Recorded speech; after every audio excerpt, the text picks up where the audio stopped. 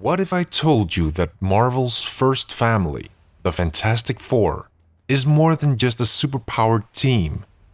That underneath the spandex and cosmic ray origin stories lies a living case study in psychological and sociological role theory. Today we're diving into the hidden depths of identity, family systems, and social roles embedded in the Fantastic Four. This isn't just comic book psychology. This is a deep psychoanalytic and sociological excavation. Welcome to Unmasked.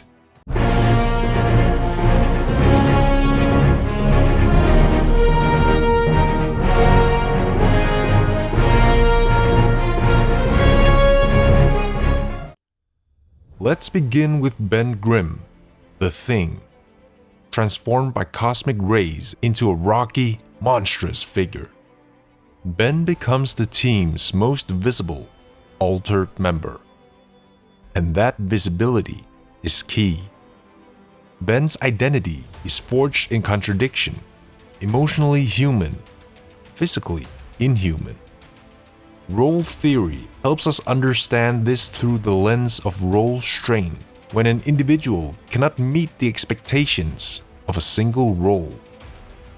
Ben is torn between two roles, the loyal teammate and the grotesque outsider. His body doesn't conform to society's norms, and unlike the others, his transformation is permanent and disfiguring. From a psychological standpoint, this manifests as chronic role conflict. He internalizes the monster role imposed by society, even as he attempts to fulfill the role of protector and friend. His journey becomes one of negotiating stigma, a concept drawn from Irving Goffman's work.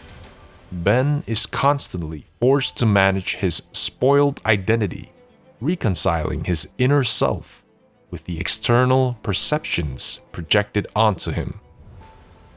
This leads to body dysmorphia, existential resentment, and a deep longing for acceptance.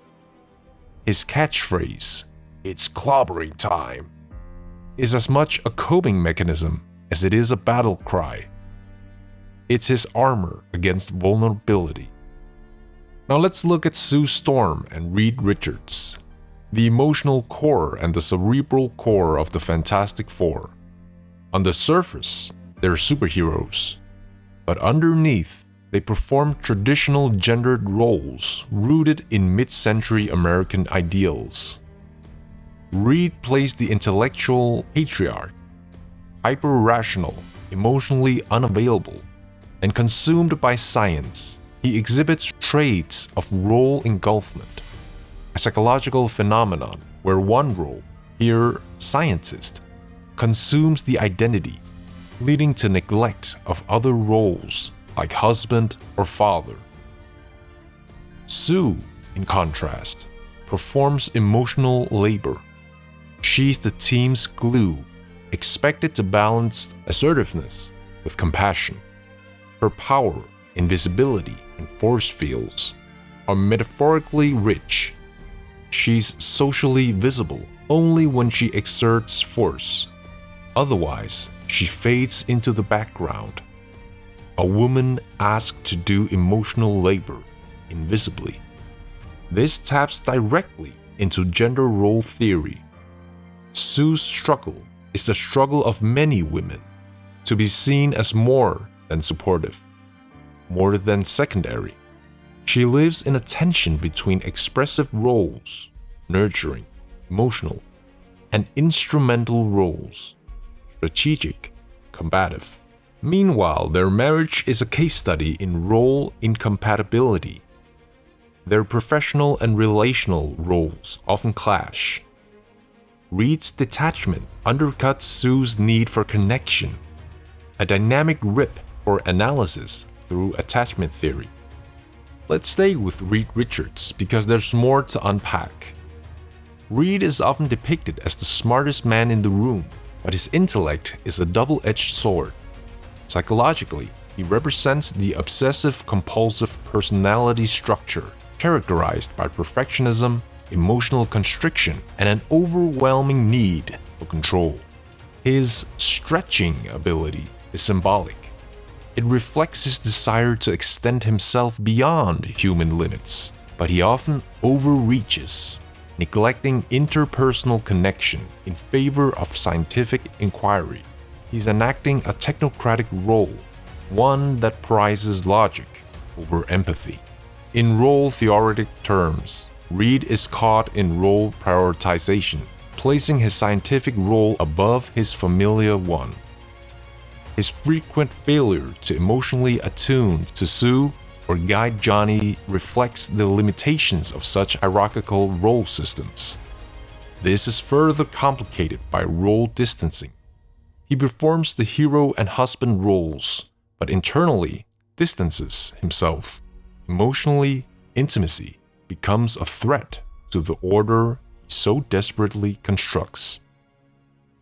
Johnny Storm, the Human Torch, is the archetypal adolescent, charismatic, reckless, vain, but beneath that flamboyance lies a textbook case of identity diffusion, Erik Erikson's term for an underdeveloped sense of self. Johnny thrives on attention, suggesting narcissistic traits, particularly grandiose narcissism, rooted in unstable self-esteem. He adopts the role of the celebrity hero, but role theory reminds us that this is performative. He over-identifies with the public role and neglects private maturation. As the youngest, Johnny is often infantilized within the team. His resistance to authority and need for admiration stem from unresolved familial positioning. He plays the role of the younger brother even as he fights cosmic threats. His growth arc involves role transition from impulsive teen to responsible adult, but it's not a straight line. It reflects real-world psychological development, fraught with regression, rebellion, and experimentation. Let's return to Sue Storm because her powers aren't just metaphor, they're a mirror. Invisibility, for Sue, is both power and curse. It symbolizes the historical invisibility of women in leadership, science, and superhero narratives. Her evolution from a passive secondary figure to the team's most formidable member mirrors feminist psychological progression. In role theory, Sue's arc moves from role marginalization to role reclamation. Early stories trap her in a caregiver role, but modern narratives allow her to assert dominance, leadership, and even aggression, traits once denied her. Her force field, an extension of her agency, are literally her boundaries. Psychological and interpersonal, they protect her from being overwhelmed by others' needs, representing a journey towards self-differentiation. Her visibility becomes a choice, not a condition. That is psychological liberation. Finally, the accident that gave the Fantastic Four their powers wasn't just a plot device, it was a shared trauma. Their mutations represent trauma responses, unique adaptations to an overwhelming event. Role theory helps us understand how these adaptations stabilize into identities. Ben becomes the strong man, Sue the nurturer, Reed the intellect, Johnny the distractor. These roles create group cohesion but can also lock individuals into patterns that resist growth.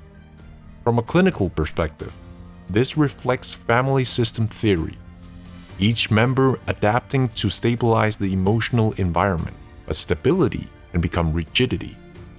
The team's psychological health depends on their ability to renegotiate roles, confront internal conflicts, and allow for individual evolution within the collective.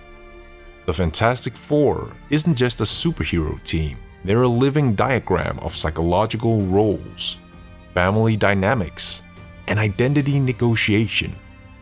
Through role theory, we see their powers not just as strengths, but as symbols of deeper psychological truths. So the next time you read a Fantastic Four comic or see them on screen, look closer. Beneath the cosmic battles are stories of selfhood, strain, and the silent roles we all play.